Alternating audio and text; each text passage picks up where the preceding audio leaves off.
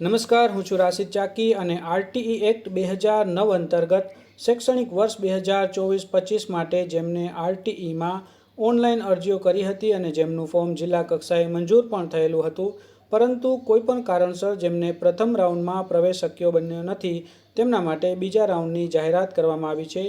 અને આ બીજો રાઉન્ડ 2 તબક્કામાં હશે. પ્રથમ તબક્કામાં શાળાની ફેરબદલી કરવા માટે 6 દિવસનો સમયગાળો આપવામાં આવ્યો છે અને ત્યારબાદ થોડા દિવસ પછી આ પરિણામની જાહેરાત કરવામાં આવશે. હાલમાં 3 મે 2024થી 8 મે 2024 સુધી તમે એક વખત શાળાની ફેરબદલી કરવા ઈચ્છતા હોય તો તમે શાળાની ફેરબદલી કરી શકો છો અને ત્યારબાદ તમારે ફોર્મ કન્ફર્મ કરવાનું રહેશે. એક વખત ફોર્મ શાળાની ફેરબદલી કર્યા પછી ફોર્મ કન્ફર્મ કર્યા પછી તમે બીજી વખત શાળાની ફેરબદલી આ સમયગાળા દરમિયાન કરી શકશો નહીં. અને ખાસ ધ્યાન રાખવું કે શાળાની ફેરબદલી કરવી પણ ફરજિયાત નથી.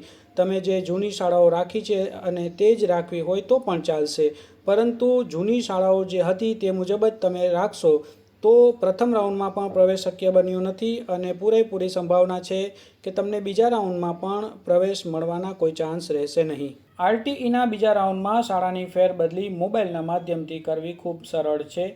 ગૂગલમાં આરટીઈ ગુજરાત લખવાનું છે અને ત્યારબાદ આરટીઈ ગુજરાતની પ્રથમ જે URL છે તેના પર ક્લિક કરવાનું છે. અહીં તમારે આરટીઈ 1, આરટીઈ 2, આરટીઈ 3, આરટીઈ 4 માંથી કોઈ પણ એક બટન પર ક્લિક કરવાનું છે. અહીં તમારે એપ્લિકેશન નંબર અને જન્મ તારીખ નાખી અને સબમિટ બટન પર ક્લિક કરવાનું છે. બીજા રાઉન્ડ માટે હવે જે સ્કૂલ અને તેમાં કેટલી સીટો ખાલી છે તે આ લિસ્ટમાં અવેલેબલમાં જોઈ શકશો.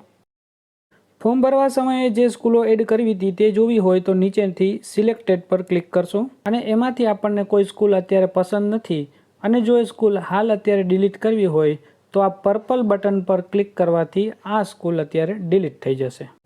ફરી આપણે અવેલેબલ બટન પર આવી જશું અને જે અત્યારે હાલમાં સ્કૂલો ખાલી છે તેમાંથી કોઈ સ્કૂલ આપણને પસંદ હોય તો આ ગ્રીન બટન પર ક્લિક કરશું એટલે તે સ્કૂલ આપણા લિસ્ટમાં વધારાની એડ થઈ જશે. આમ તમે સ્કૂલ ડિલીટ પણ કરી શકો છો અને નવી સ્કૂલો તમે એડ પણ કરી શકો છો. સ્કૂલોની ફેરબદલી થઈ ગયા બાદ આપણે નેક્સ્ટ સ્ટેપ પર ક્લિક કરશું. આ આપણે ફોર્મની તમામ વિગતો છે જેમાં આપણે અત્યારે હાલ કોઈ પણ વિગતમાં સુધારો કરી શકીએ નહીં. હવે આપણે કન્ફર્મ એપ્લિકેશન પર ક્લિક કરશું અને ઓકે કરશું. પ્રિન્ટ એપ્લિકેશન પર ક્લિક કરશું એટલે PDF જનરેટ થશે, તે આપણે ડાઉનલોડ કરી અને સેવ કરી લેશું. આરટીના પ્રથમ રાઉન્ડ પછી પણ એટલે કે બીજા રાઉન્ડમાં જે શાળા ખાલી છે તેમાંથી વધુમાં વધુ શાળાની પસંદગી કરવી જેથી કરીને બીજા રાઉન્ડમાં પ્રવેશ મેળવવાની શક્યતાઓ વધી જશે અને 8 મે 2024 પછી ગમે ત્યારે બીજા રાઉન્ડનું પરિણામ જાહેર થઈ શકે છે.